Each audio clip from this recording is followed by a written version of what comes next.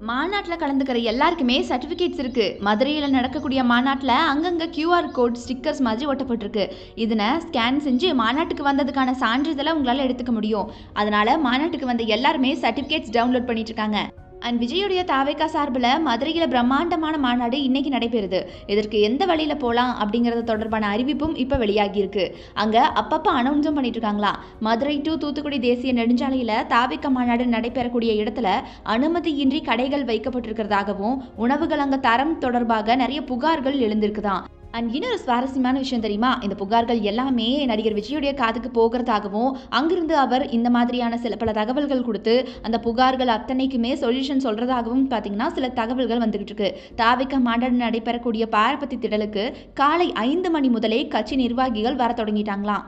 பவுன்சர்களும் வர தொடங்கி இருக்கிறதுனால பாதுகாப்பு ஏற்பாடு ரொம்ப பலப்படுத்தி இருக்கு.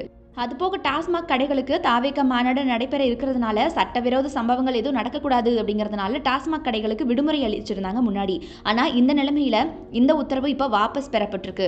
மதுரை பாரபத்தியில் தாவேகாவுடைய 2வது மாநாடு நடைபெற இருக்கிறதுனால இதன் காரணமாக பக்கத்தில் இருக்கக்கூடிய காரியாப்பட்டி ஆவியூர் பகுதிகளில் இருக்கக்கூடிய பள்ளிகளுக்கு இன்னைக்கு விடுமுறை அளிக்கப்பட்டிருக்கு.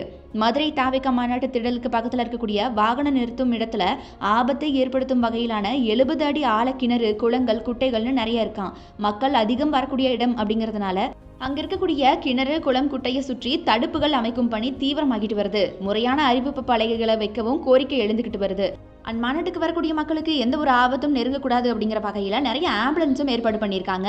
ஸோ இந்த மாதிரி மதுரை ஒரே பரபரப்பில் இருக்கு நடிகர் விஜய்க்காக அப்படின்னு பேசப்படுது.